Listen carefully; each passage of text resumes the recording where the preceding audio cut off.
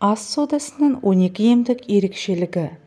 Күнделікті қолданыстағы ас содасы ауырғанда дәрі керек болса косметикалық құралда бола алады. Айта берсек, оның кәдеге асар кезі көп. Достар, пайдалы ақпаратты көрмес бұрын мың оқырманға жетуге атсалысуларыңызды сұраймыз. Ол үшін арнамызға тіркеліп, лайк басып, қолдап кетіңіздер. Және жаңа шыққан видеоны алу үшін қоңыраушаны басуды ұмытпаңыз. Сіздің оп-оңай болмашы әрекетіңіз бізді шабыттандырады. Алдын ала рахмет айтамыз.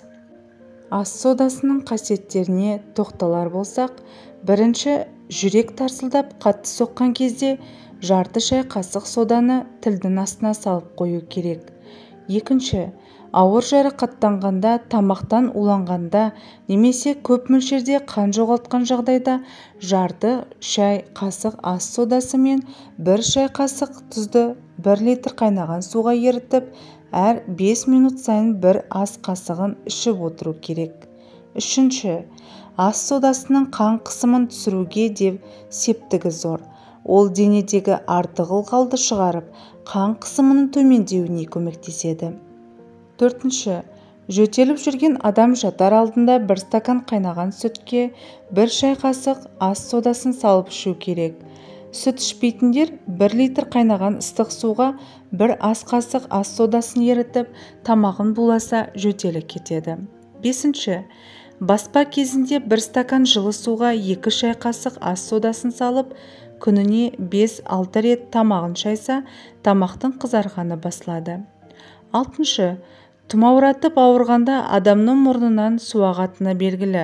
Сондайда күніне 3-4 рет сода ерітіндісін тамызу керек. Жетінші, көз бұлшықтанған кезде ас содасын суға салып, мақтамен сүртсе, көз тазарады. Сегізінші, саусаққа жара шығып, іріңдеп қабыну байқалса, жарты литр жылы суға 2 ас қасық ас содасын ерітіп, саусақты батыру керек. Ауырған саусақты осылайша күніне 3-4 рет батырса, іріні басылады. Тоғызыншы, тіс ауырмау үшін ауыз қуысын ас содасы қосылған сумен шайып тұру керек. Оныншы, ас содасын сабынның көбігімен араластырып, аптасына 2 рет жуса, бетті жасартып, өлген жасушаларды қалпына келтіреді. 11-ші, көп терлейтін адамдар күнделікті таңертең ас содасы қосылған суға мақтаны батырып, қолтығын сүртсе, күні бойғы жағымсыз иістен құтылады. 12. Көп жүргеннен аяқталып ауырғанда 5 ас қасық соданы 10 литр суға ерітіп, 15 минут аяғын салып отырса, аяқтың шаршағаны басылады. Осымен достар, бүгінгі видеомыз өз соңына жетті. Видеоны жақындарыңызбен бөлісе отырып, арнаға тіркеліп, лайк басуды ұмытпаңыз.